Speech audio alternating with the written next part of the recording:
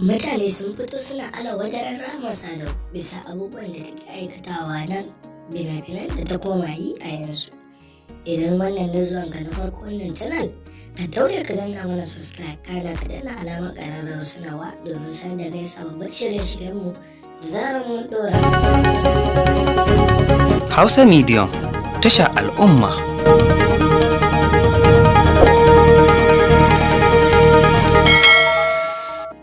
Gaskiya dai hakan da Rahama Sadau take ba abu ne mai kyau ba, duba da yanayin addinin musulunci.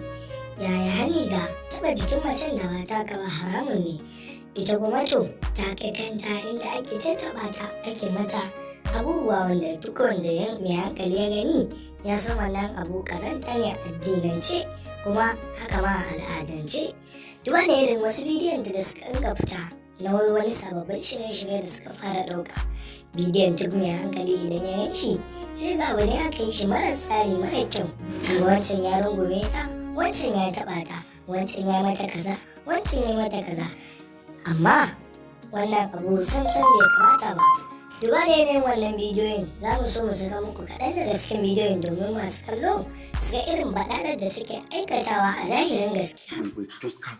See, look at me. Calm down, okay? Baku says he has a copy at home. I think we should get there before he gets. See, Please, Amani, you need to believe me. If you don't get anything there in Baku's house, I won't talk about this anymore. I promise.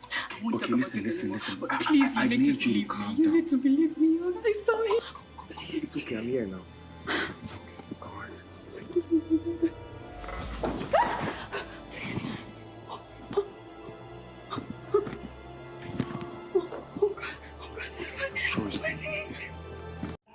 To jama'a wannan kenan kaɗan daga cikin irin bidiyoyin da mu saka muku.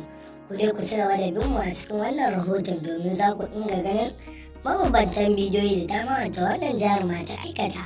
Wai a hakan fa ba fara komai ba, akwai wanda ta yi sun baka kazanta.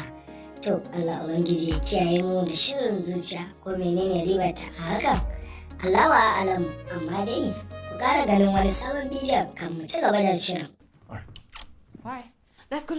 Babe. Please, could you help me? Sorry. Wa iyaz billahi, abin da ya sa kuwa gaman datsa wannan bidiyon da kana ya za a yi ya zama na ce yar musulmanmu ba maharaminta ba yana kisin ɗinta. Hakan haramun ne a addinance, dan haka ba amfani wa washi ku ta kallo masoya. Amma ga wani sabon bidiyon ku ƙara. Oh, Uncle Z, stand up. Z, sit down. Stand up, I say. Sit down.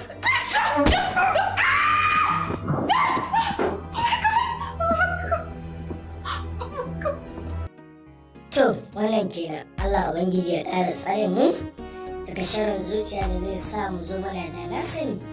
Idan wannan ne zuwan ka channel ɗinmu na farko, ka daure ka danna mana subscribe kana ka danna alamar ƙararrawa domin sanar da kai sabbin shirye-shiryenmu da zarar mun ɗora. Hausa Medium ta ku